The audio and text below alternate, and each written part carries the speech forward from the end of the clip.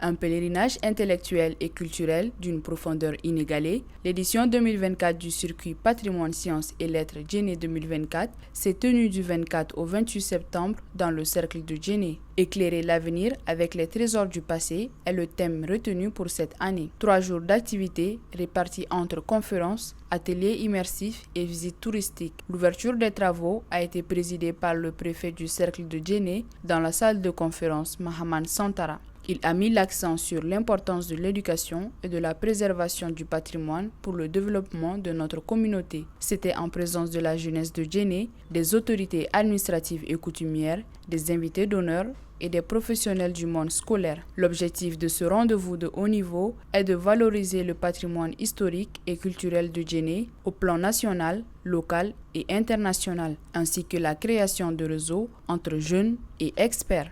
Le circuit Patrimoine Sciences et Lettres est un événement culturel, bien sûr. Qu'est-ce qui est innovant dans ce circuit? Parce que depuis nous, on était très petits. Vous voyez les gens venir de partout, visiter les lieux. Et on vendait l'image de la ville d'une autre façon. Nous avons l'habitude de voir ces événements.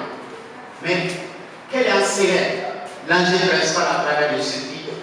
C'est que ce circuit crée un véritable espace de relation où jeunes et vieux se rassemblent, se donnent des idées, ce qui fait la richesse du circuit Patrimoine Sciences et Lettres.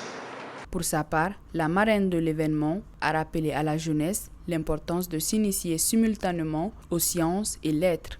Je vais juste vous rappeler que les sciences et les lettres se retrouvent dans toutes les ethnies, les langues, les religions et j'en passe, dans toutes les ethnies.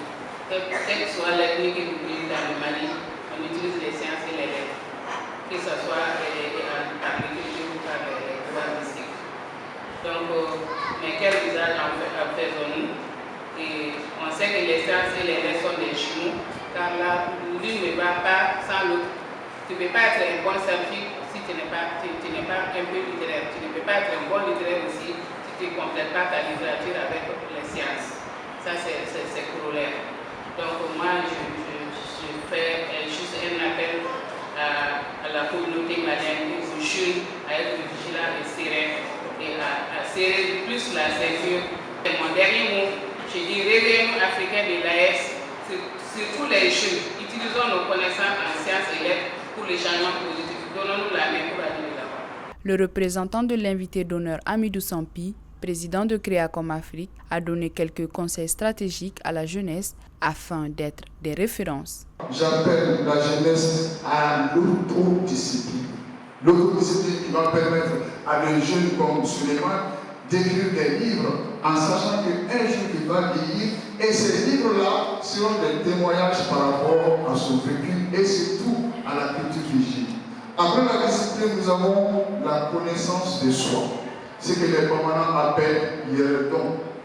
Ni Yéredon, il y a communiqué quelqu'un don pour que l'immense de soi qu'on a là, où il m'a fait que il y a partout qu'on a voulu trop.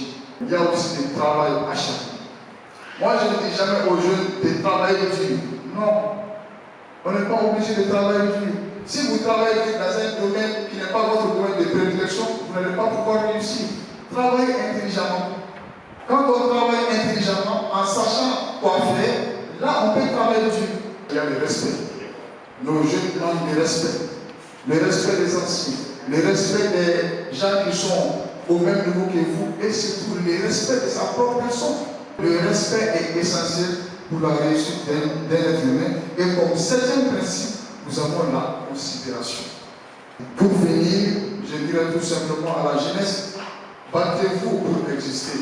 Pourquoi? Parce que personne, je dis bien, personne ne viendra faire votre avenir ou construire votre avenir à votre place. La première journée du circuit a constitué une conférence sur l'histoire de Djenné, animée par le maire de la commune de Djenné et la marraine de l'événement, suivie d'une série de questions-réponses. Quant à la deuxième journée, elle a concerné des renforcements de capacités sur les techniques de dissertation ainsi que des exposés. L'un des moments forts du circuit était le match de football entre 6 clubs, qui s'est terminée par une victoire de l'UFCB. Ainsi s'achève cette odyssée unique du circuit patrimoine, sciences et lettres Djenné 2024. Dans la ville emblématique, nous retenons que Djenné demeure une terre de savoir et de culture, prête à rayonner encore et encore.